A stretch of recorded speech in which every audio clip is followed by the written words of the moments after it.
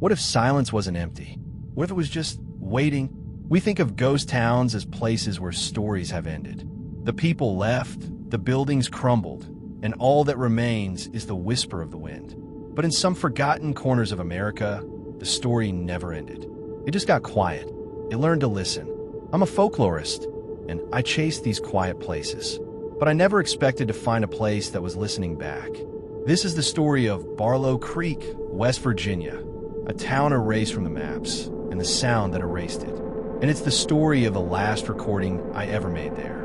A recording that proves some things should stay lost forever. My journey to Barlow Creek wasn't for ghosts. It was for history. My podcast, Faded Americana, documents the slow death of small-town America.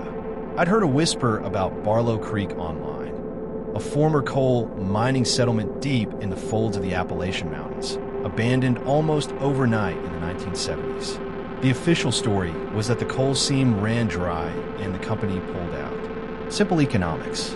But the digital breadcrumbs I followed hinted at something more, something darker woven into the local Appalachian folklore. Getting there was the first sign this place didn't want to be found. The paved road turned to gravel, the gravel to a rutted dirt track that scraped the belly of my Jeep.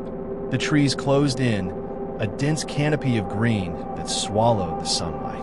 When I finally broke through, the sight was breathtakingly sad. Barlow Creek sat in a narrow valley, cradled by a mountain that loomed like a perpetually judging figure. The buildings were still there, skeletal and gray. A general store with a caved-in roof, a small white church with its steeple askew like a broken neck, and rows of identical miners' cottages, their windows like vacant eyes.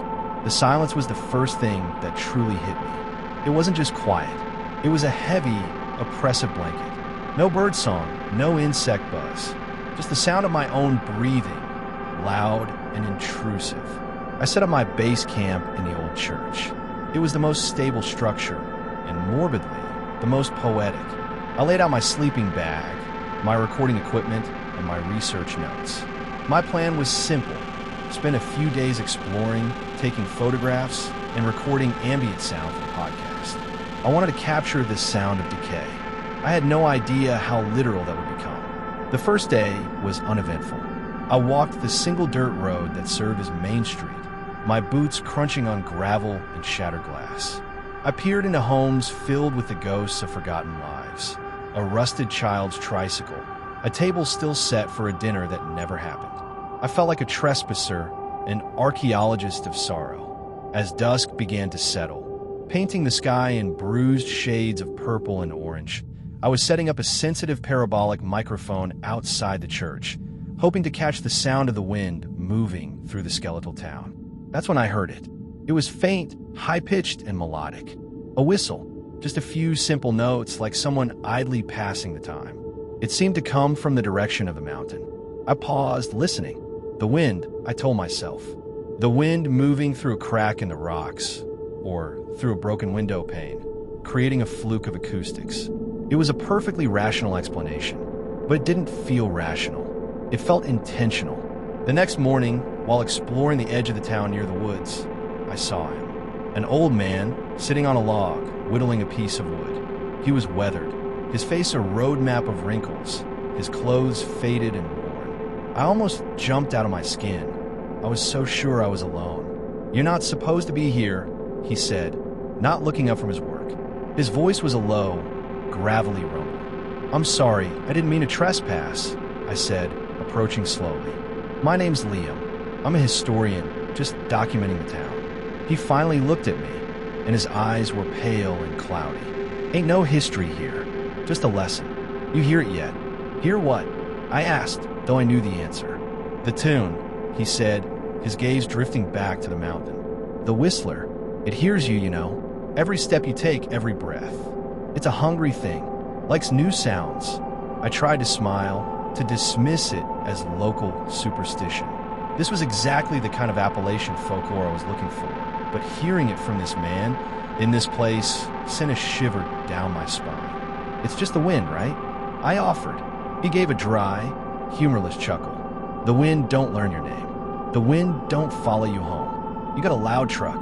It heard you coming for miles. My advice? Get in it and don't stop driving till you see city lights. And don't you whistle back. Never do that. He fell silent after that, refusing to say another word. I left him there, the old man and his cryptic warnings. I told myself he was just a hermit, someone who'd lost his grip on reality after years of isolation. But I couldn't shake his words. The Whistler, 12 to 2000 hours, the investigation and escalation. That night, the whistling was back. It was closer. The same simple, 7-note melody, over and over. I recorded it on the audio software. The waveform was clean, pure. It wasn't the chaotic, messy sound of wind. It was a perfect, clear signal. My journalistic curiosity began to overpower my fear. What was the source? The next day, I focused my research on the town's municipal records, which I found in a moldy chest in the basement of the town hall. Page after page of mundane transactions, birth certificates, property deeds. But then I found the town clerk's journal from 1972, the year the town was abandoned. The early entries were normal, but then the tone shifted. The clerk, a man named Arthur Pike, started writing about a communal anxiety. He wrote about the whistling. At first, it was a novelty. Then it became a nuisance. People complained they couldn't sleep. Then, the entries grew more panicked. October 12th, 1972. It's mimicking us now. Jimmy's boy, Tim, was crying last night. The sound from the mountain, it was crying too. The exact same pitch. God help us. October 19th, 1972. It's taking things, not objects. Sounds. Sarah Miller's laugh. She was famous for it. Now she just smiles. Says she can't remember how to do it anymore. The Whistler has it. I heard it last night, laughing from the woods. The final entry gave me a cold dread that settled deep in my bones. November 3rd, 1972. It knows our names. It whispered my name last night, not in a voice. In that tune, the company is pulling out. They call it an economic decision, but we know the truth. We can't live here anymore. We have to leave. We have to give the silence back its home before it takes us all. Another family vanished last week. No trace. Just an unexplained disappearance. The phrase leapt off the page. This wasn't just a story. People had vanished. The entire town hadn't just left. They had fled in terror. That night, as I sat in the church, huddled by my lantern, I accidentally knocked over a metal cup. It clattered loudly on the stone floor. I froze, and from outside, from the direction of the mountain, I heard it, the whistle. But this time, it wasn't the 7-note melody. It was a perfect whistled mimicry of the sound of my cup hitting the floor. My blood ran cold. The old man was right. It was listening, and it was learning. 2000 hours, 30:00, the descent into paranoia. The next few days were a blur of fear and obsession. I stopped making any unnecessary noise. I walked on the balls of my feet. I ate cold rations to avoid the sound of stove. The silence I had come to document became my prison. Every creak of the church floorboards, every cough felt like a betrayal. I was feeding it. The Whistler, in turn, grew bolder. It started combining sounds.